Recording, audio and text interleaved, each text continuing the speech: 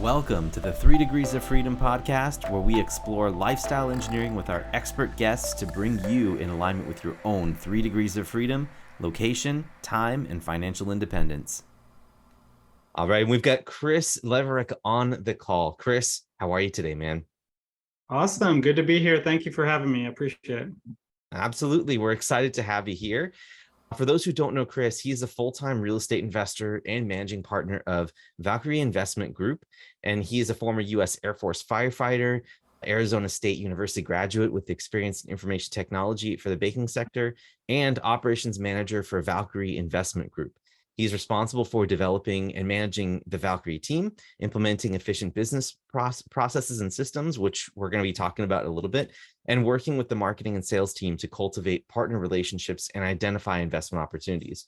And Chris is in Phoenix, Arizona with his wife, 2 sons, and he has hobbies like playing the guitar, spending time with family, and then reading in his spare time. So those are very fruitful activities. And I know that you could be enjoying any one of those things, but instead you're on here with us. So thank you very much for coming on the show, man. How are you today?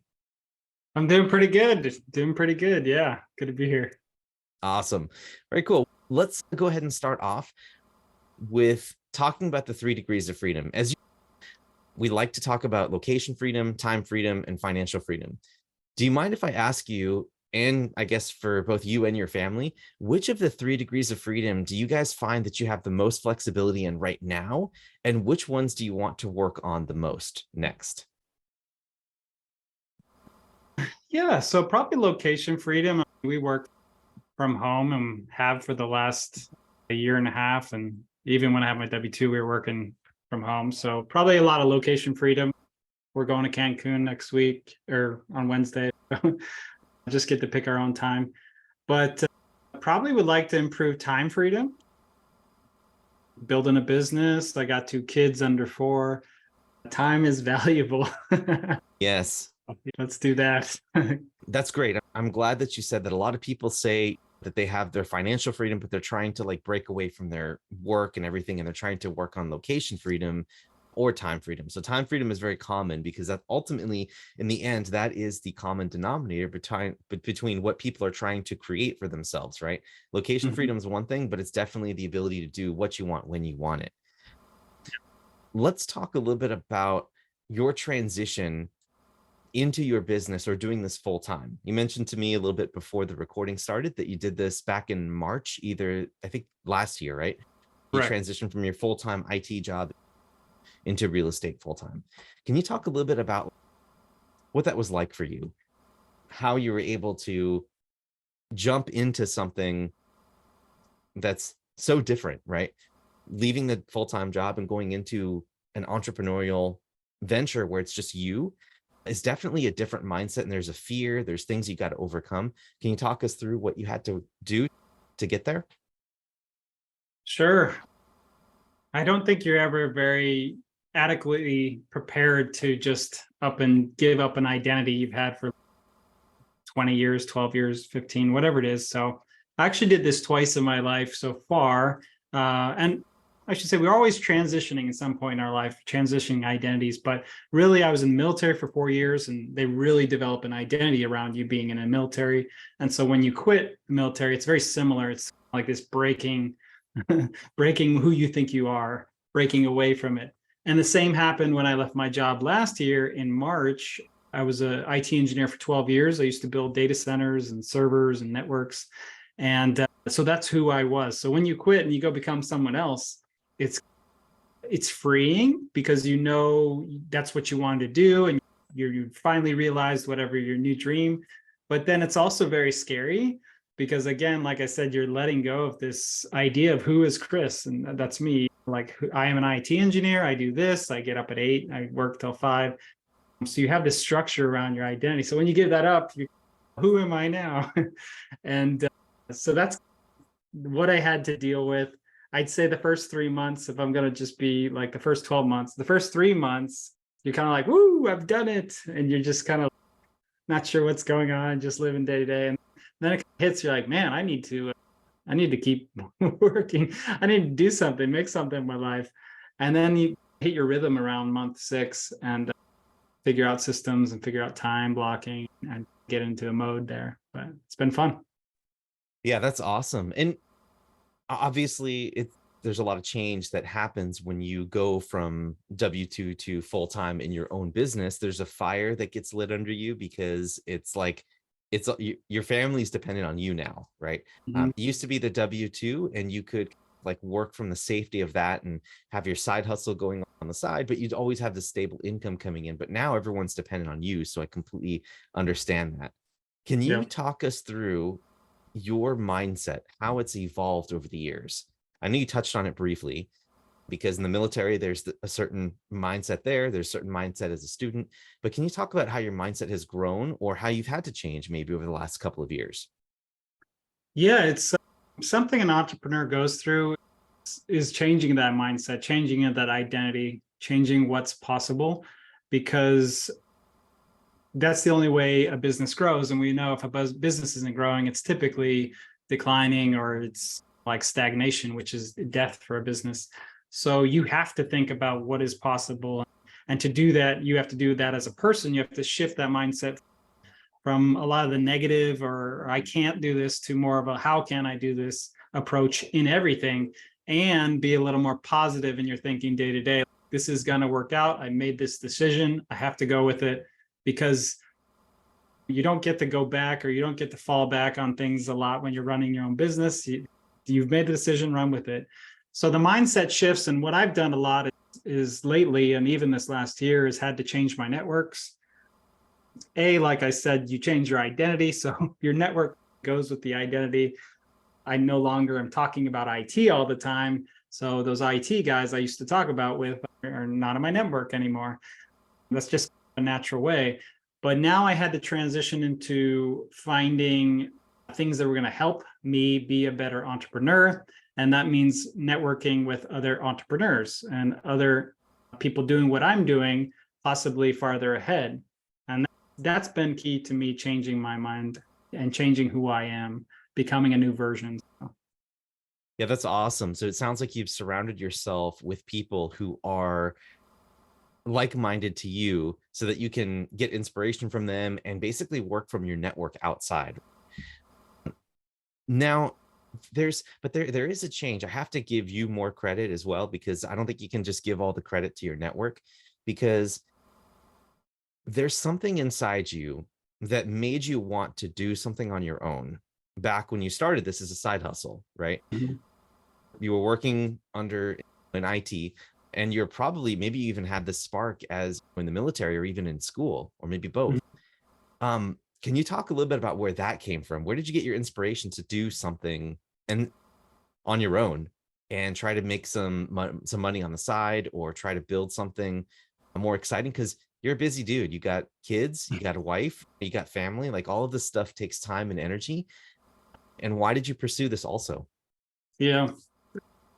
I think things happen in life where they call them life-changing events. And a lot of times they're associated with trauma, or they're associated with something big in your life, that your mother passing away or something that really causes you to go and make a big change. And it's interesting. My dad ran his own businesses when I was a kid, and he had some good ones and he had some really bad ones. And I remember always we were having we lived in good places, but we would have like ups and downs as far as cash flow and income for the month, depending on a good sale. And so I grew up with that. And I was like, I never want that. I want stability. And so I chased the paycheck for a while. And when my first son was born, 2018, somehow it coincided with this realization that my 401k wasn't getting bigger. In fact, it dipped in 2018 because they actually fiddled with the fund rate, or the Fed rate. Most people don't remember, and that kind of spurred me into this. Man, I thought this was stable, but it seems to actually just be safe for now and risky later on. So I said, let me be risky in my 30s, and then I'll be safer in my 60s. And that was what got me started. And then having my son born was almost an incentive to really create something legacy and build something that lasts farther than just if I get laid off of my job. So that's pretty much what started the journey, what started the incentive. I like to credit my dad with his businesses, and that's where it all started. But really, that made me most scared and conservative and try to avoid risk, was seeing all the and the instability at home when I was younger. And I wanted a more stable future. But then I realized why people do it. And so I changed later on. Yeah, I love that, man. The thing that I picked up from this is that you started more or less from maybe a fear-based driver, right? Or from early on, it was like, man, I don't want that. And then I can tell, like, through your language, that as time went on, you shifted into like more of a legacy building, like proactive kind of approach. And I think it's always the fear that gives us the attention first, right? We're always looking at what we want to push away actually can be stronger than what we want, right? Mhm. I'm sure you've heard of like the thought experiment before, where there is, I think it's the pain of losing something is worse than you trying to get something new, right? If you already have, let's say that you're wealthy, the pain of you losing that wealth is much greater than if you were already not wealthy and trying to get that, right? There's pain there associated with that change. And so that fear of loss, rather than the fear of trying to become someone different to gain something, is always where we start. At least that's how it was for me. And for the listeners that are out there, maybe you're at this point right now, just know that things will change, and know that you're going to eventually, as you go through this, go through that eventual mindset shift where you're going from fear-based motivation to eventually achievement-based motivation, right? Where you want to leave something behind for your kids, for you, and also inspire and teach other people what you're doing. And so I can tell that that's what you're doing right now, especially through your social media posts too. You got some good stuff out there. Thanks, man. Yeah. So I want to back up a little bit and talk about what you're doing right now. I know that vacation rentals is a really big part of your business, but now you're shifting into multifamily and maybe some industrial or triple net or maybe some other commercial type investments on real estate. Before we do that, I'm really big on processes and time freedom. That's something Yeah. that's really important to me. And that's something that I try to help people with a lot on my end as well. It sounds like you in your firm help build processes to make things move more efficiently, or you identify them. Can you give us a little bit of insight as to what you do there, so we can go from that point and start to leverage your knowledge there? Sure. Yeah. So as an IT engineer for the past like 12 years, the big on systems and automation. So it came very natural to me in my business. And a big piece of that, when we say system, we don't just mean go buy some app that does it or whatever. It's really just designing. Even a checklist is a system. It's something that improves the flow of the work. And then you can also take that system and that flow, that checklist, and now give it to someone else and they can run it. And that's how businesses grow. And I love when people are good at this. I wish I could find more and put them in my business because I used to do a lot of it, and now I end up doing a lot of the this managing the people and managing the business itself. But some of the things we've done is using tools like Zapier. Of course, people are familiar, which just ties applications together. So if an email comes in to a certain account, we get Slack notifications that let us know something happened. And that's really cool to get instant messages or instant feedback on how your systems are performing. And you can have your VA or whoever go look up in Slack all the times this came in during the month, these notification, versus hunt down 5 emails or whatever. So there's different, what that does is it gives more time back to my VA. It makes it cheaper for her to do her work, and she can get me the data I need quicker. So system is really just improving some kind of repeatable action in your business that lets you work more efficiently and possibly more effectively and more cost effectively.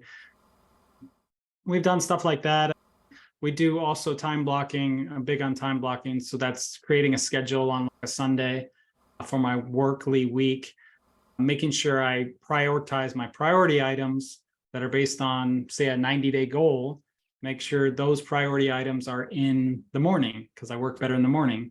And then my, like, I don't know, maybe working on systems, which is whatever, or working in Zapier, for example. Maybe I do that at 12 o'clock or 1 o'clock where I have some time, and it's not essential that I get that done that day.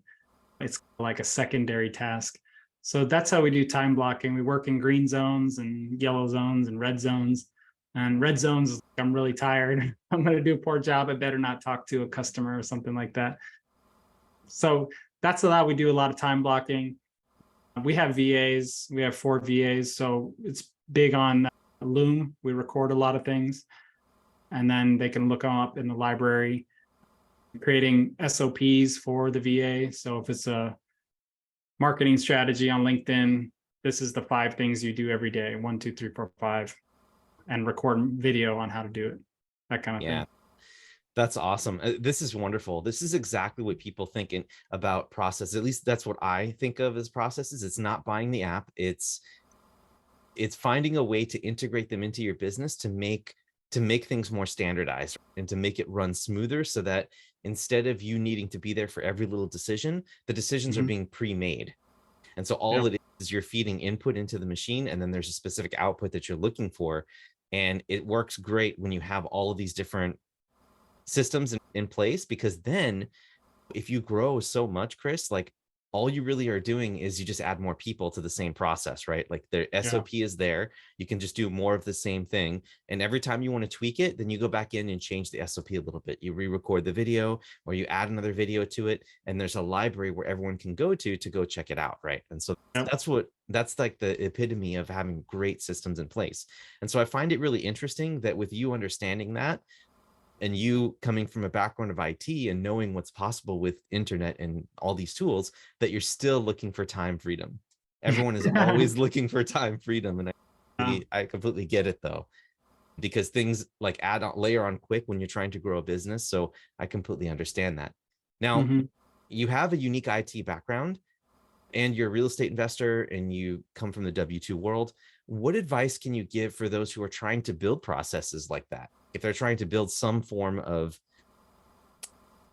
time freedom or systems, it may come naturally to time block, but how do you back up and advise people to start thinking about standardizing stuff for themselves, even if it's personal stuff? Yeah, I think it does start with the original goal. So recognize like you have only so much time, and you probably have certain skills that you're good at. So focus on those skills, and then focus on the priority or goal that you set for the next quarter or whatever. Recognize that you only have the time you have. As much as you want to put 15 goals under your work bet for a quarter, you should realistically know it probably won't happen. A, because maybe you're not good at it, or B, you just don't have time for it.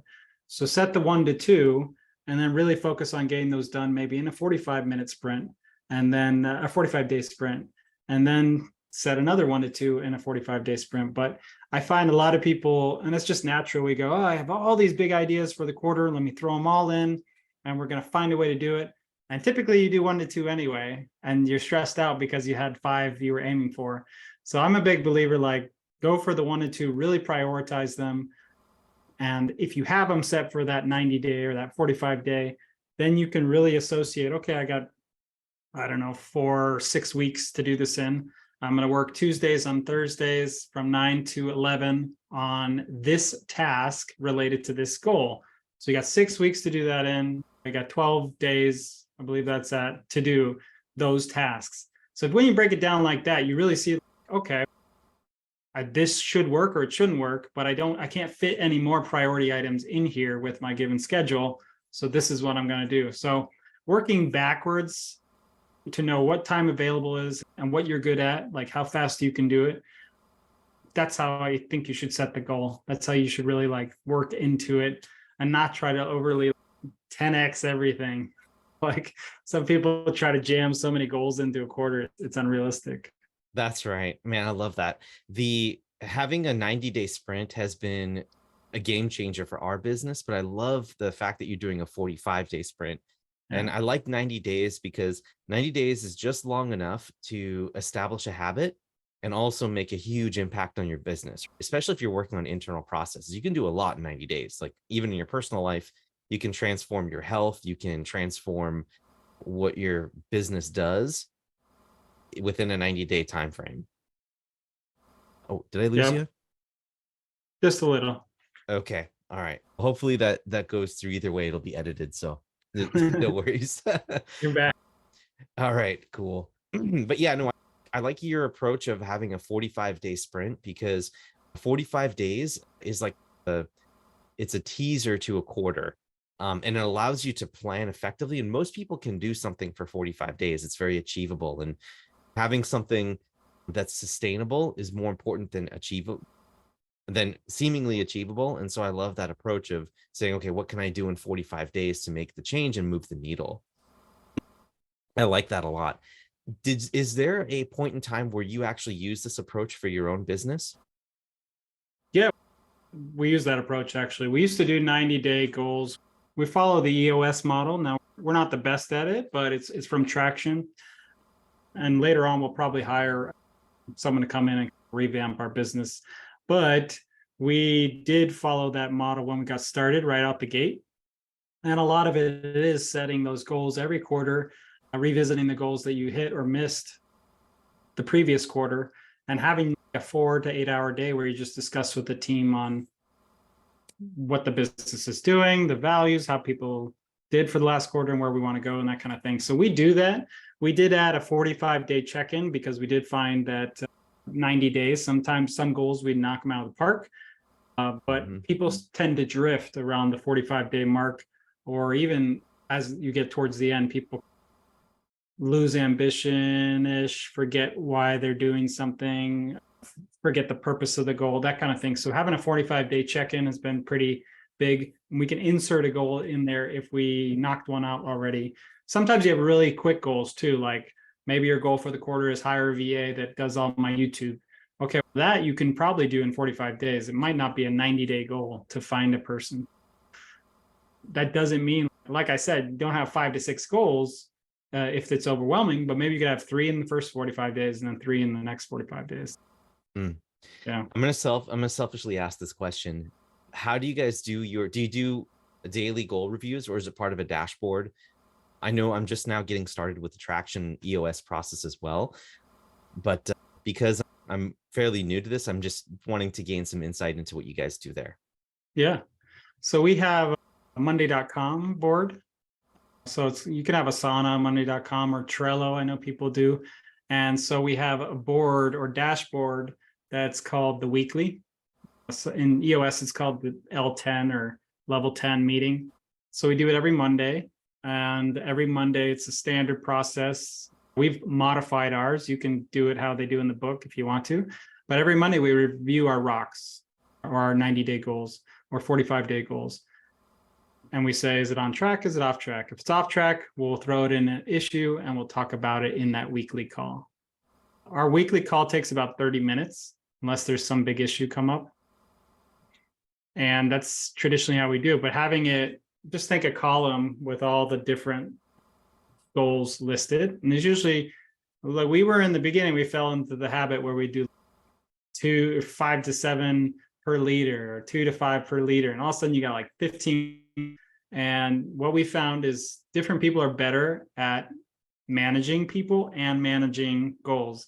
And so sometimes those people need assistance from other managers. So it's actually better to have 2 to 5 goals, really get them done. Everybody's working together if they need to, especially in small companies. If you have a big company, then maybe having, because in the book, they say have 5 to 7 goals per manager, maybe in a big company, but a small company, you got to like work together.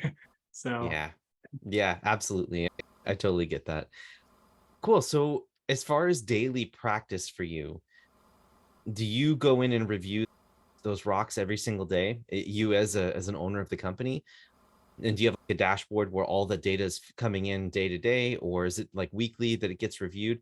What's the resolution of the data that you're looking at? Mainly it's weekly. I like to get it better where it's definitely better tracked, at least from a daily perspective. We have a scorecard, which is daily. So that's like an Excel spreadsheet that kind of has goals related to those goals. Or more importantly, it tells how the company's doing. And some of those factor into the 90-day goals, but that's more on like a day-to-day level.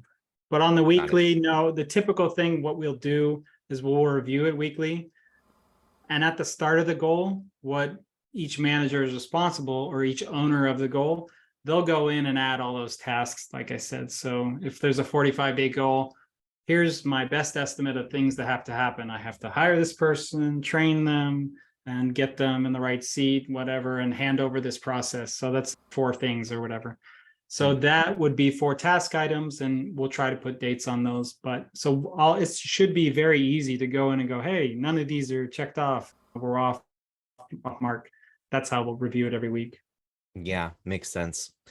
So one last question that I have for you before we hop into the rapid round here at the end of the show is, it seems when doing some research for preparing on this podcast, it seems like your wife and your brother also seem to be, or someone with your same last name seems to be also involved in your business as well. And that is a fine line to walk. It's very cool to see that. Would you advise people to have these family-run businesses or try to work towards that? What would you have to say about owning a family business like this? Yeah, so I started out the gate with my brother. It was me and him, and we bought our first 2 duplexes in North Carolina together in 2018. And the really cool thing is, some people say don't work with family. You were right. So my wife works in the business. My brother's wife works in the business. We became the original 4, and then we added on to that. But it's been amazing having a weekly call with family. I'll say that. Like, we've grown a lot closer. You always hear these regrets from people like, oh, I wish I'd talked to my siblings more.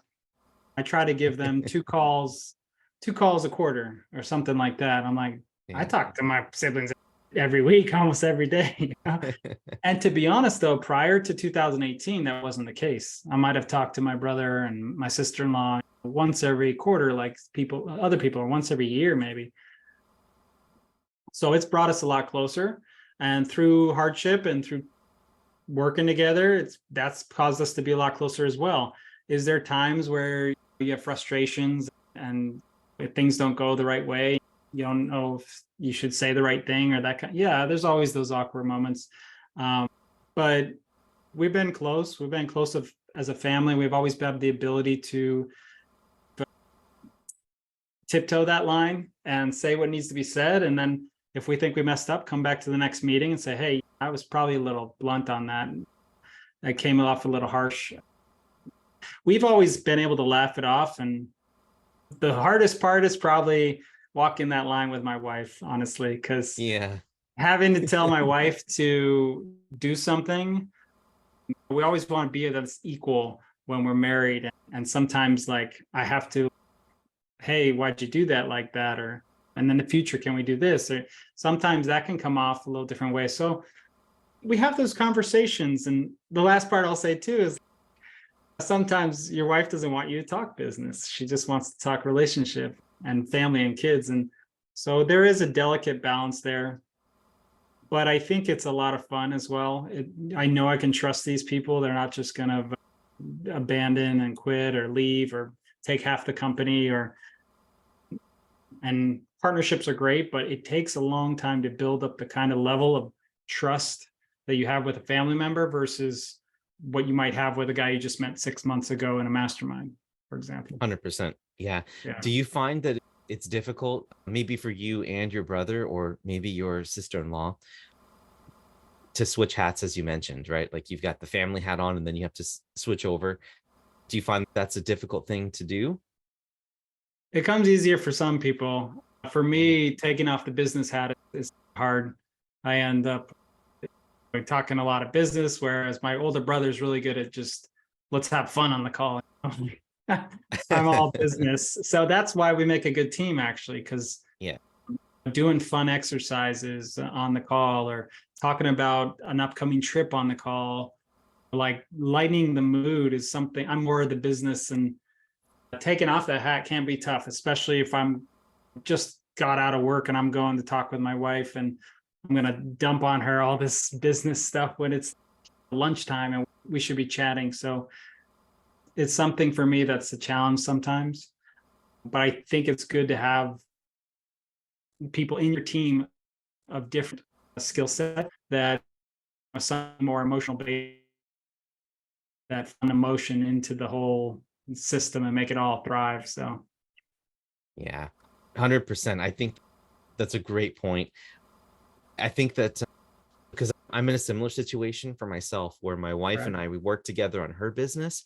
And I feel like as the person that does a lot of what you do, which is implements, right? I'm a natural implementer more than a visionary.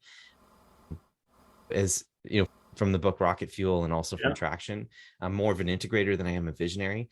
And so for me, it flexes my muscle to have to be light at the beginning of some of these status calls, just because people aren't machines, right? And Yeah. especially when you have your family involved, is there's an extra layer of emotion in there that for me, I'm learning. It takes some time to be able to do that. There's definitely pluses and minuses, and I love that you guys are doing this because, man, imagine what this is doing for your kids, right? Like Oh they're yeah. watching you guys build a business together, and you guys have all of these different layers of conversations and skills and these great things that you're bringing over the kitchen table, whether you want to or not. Sometimes there's emergencies and you have to do it, right? And they're hearing Hmm. all this. So I just can only project out what it's like to have kids listening to this incredible legacy building process that you guys are building. Yeah. It's fun. They've seen, I don't know how many notaries come to my house and sign real estate documents and all the conversations we have. And it's funny, my 4-year-old, he'll even sit down in front of a fake computer and be like, yeah, I'm making money, and or I'm doing real estate. And it's just so funny, all the stuff they pick up and start saying. But yeah, it's really I cool. love that. I love that. I guess that gives an indicator of what their perception of what you're doing is. And so Yeah. that could even be like an input to how you set your goals, right? Oh yeah. For the personal side, which then feeds into the business, because that's why you're doing all of this, right? Totally. Yeah. Yeah. Yeah. It's very important. Chris, before we head into the rapid round here, I want to do that. Why don't you tell us just real quick about how you guys grew, where you guys started? And you said that you started with your brother on a couple of duplexes locally. Where are you guys at right now, and where are you looking to grow to? Sure. Yeah. So we got started in small multifamily. We did duplexes, quads. We did a 13 unit, 16 unit. Our first syndication was a 16 unit. And then we partnered up and we did bigger apartment deals. So we really only got into short-term rentals in about 2020. And now we help people invest in short-term rentals and multifamily mainly. And then we also coach how to go do it yourself with a short-term rental, how to go buy your own short-term rental. So I have a course, I have a coaching program, that kind of thing. And that was really to give people who didn't have 50K just lying around to throw at a passive investment, something. So I wanted to give them an option. But yeah, so it's been really cool. And now we have that model: invest with us, learn with us. We have a fund, invest with us in short-term rentals and multifamily with proven operators, or go do it yourself and learn how. Yeah, that's great stuff, man. It looks like you're serving at every single level, and that's awesome. And I'm sure that the audience is glad to hear that and pick up some of your wisdom and maybe even work with you in the future. We will get to that at the end of the show to find a way to get people to touch base with you or connect with you and learn more about what you have going on. But before we do that, I want to make sure that we hit the rapid round, which is the same 5 or 6 questions that we ask every one of our guests. And they're meant to be answered in about 30 seconds or so. If you're ready, we're going to just rapidly ask them to you. Let's do it. All right. Number 1, name any resource that was or is essential in your journey to pursue this freedom you have now. Sure. Bigger Pockets was essential for me. Gave me the start with Yep, all the podcasts and forum and information. that's right, man. I have heard that so many times. A lot of people mention Bigger Pockets, not because of the resources that are there, but the interaction. Being able to see people talk with each other and like see real people that are crushing it in their business or that are experts, see them interact with people who are new, just like you. And so it's all open, good stuff there. Totally. Number 2, if you woke up and your business was gone and you had $500, a laptop, place to live, and food, what would you do first? That's a pretty good question. I'd probably look around me, see who's doing really good and copy what they're doing. I love it. Very cool. Number 3, what does your self-reflection and goal setting practice look like daily? So I have a distinct morning meditation that I do. So I meditate about 20 minutes every day. And, I'm not a big journaler or writer, but I am a big believer about writing down your wins. So I actually put it on my phone. Just 3 wins a day. It's a lot to recognize the positivity in what I'm doing. So that's my routine, really: coffee, meditate, 3 wins, after LinkedIn post. I love it, man. So that's very cool. And do you use Notion or do you use like a handwritten app? I'm just curious for my own sake. Yeah, so actually I forgot one. I use something called Goal Wizard for checking off my goals. So like I said, I set 90-day goals, both personal, business, and then I chart them out. 60 meditations, I check them off in my phone. 3 wins, it's an app from Dan Sullivan's book. It's some free app he's got on there. It's really easy just to mark down 3 wins. And those are the 2 apps I use, and then Insight Timer for meditation. So I'm a phone I guy. love it. Yeah. Yeah. Insight Timer is awesome. That's good. Yeah. Sam Harris's Waking Up app is really great and well worth the, I think it's $200 for a lifetime membership, but Wow. something like that. But it's very good. If you want a daily meditation that's guided, that's awesome. This is really good stuff there. Highly recommend that. Cool. Number 4, what are your core work habits that you attribute most to your success currently? So I'll get back. For me, I think everybody's going to be a little different, but for me, it's been really the time blocking, breaking up a goal. I feel lost if I don't set down some kind of map out my goal in tasks or timelines. I'm not sure if I've moved forward or moved backward or making progress. So that's been really big for me, is understanding how to time block and how to use my day most efficiently. Yeah, really big. Yeah, that I heard that mentioned a few times, and I couldn't agree more. I think having a set process for your focus time, your office hours, and then your flex time, which is either or, and then being very mindful of the amount of energy you have throughout the day. Really important to understand that flow, that ebb and flow. So I love that you mentioned that. Totally. Number 5, what books do you recommend for people to help jumpstart their success? Yeah, I got a lot of books behind me. So it just depends on what your goal is. So decide if it's real estate or mindset, going those kind of things. I think a great one for everybody is The One Thing. What's the one thing I can do? Because I try to read that book every year at a minimum, simply because it's so simple, but it's something so missed. We're all jumping at shiny objects, and we're distracted by all the dopamine hit out there, all the TV shows. And so coming back to always, what's the one thing I could be doing right now? What's the one thing I could be doing this year? What's the one thing? Just keep asking that question. That book, that was pretty helpful in my journey. Something good to read. Yes, I love it. I think I would expand on that and have 2 things. First is, if you're having that question, should I be working on real estate and should I be working on mindset? It's usually mindset. Usually mindset. Yeah. Because I think that's what precedes a lot of all of this. And then the other thing that I would mention, the second point I got from what you just said, is that great people and good business people reread books. So don't just read a book and then keep it there, right? You say you like to read it every year. I think that's really insightful. And I need to be better at that, because my favorite book is Gap in the Gain. And I said, man, I need to read that book every 6 months, and I have not done that. I appreciate you doing that, man. I'm going to be holding myself accountable and hitting that up on my list now. I should reread too. Yeah, no, it's all good. Okay, bonus question here. What tool or process has become one of your most important time, money, or energy saving ninja magic tricks that you use every day? Ooh.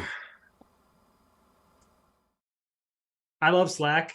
And I love tying Zapier to Slack. So I've got that down now where, so I get my dopamine hit from Slack. Let's say that. I have Zapier tied to Calendly calls. I have Zapier tied to course purchases. I have Zapier tied to emails or big things that let us know of investor invested with us. And it's just great things that give you little positive hits throughout the day, and not hard to set up something like that. But and like having someone be able to look at your schedule and be like, this works for me. So big. I don't know where that before that, how people did anything, but it's a great tool. Yeah. So Yeah, no, the automation thing is amazing. And I love Slack as well. It's one of my favorite tools. One thing I would recommend is have you heard of IFT as well? I have, yeah, if this, then that, yeah.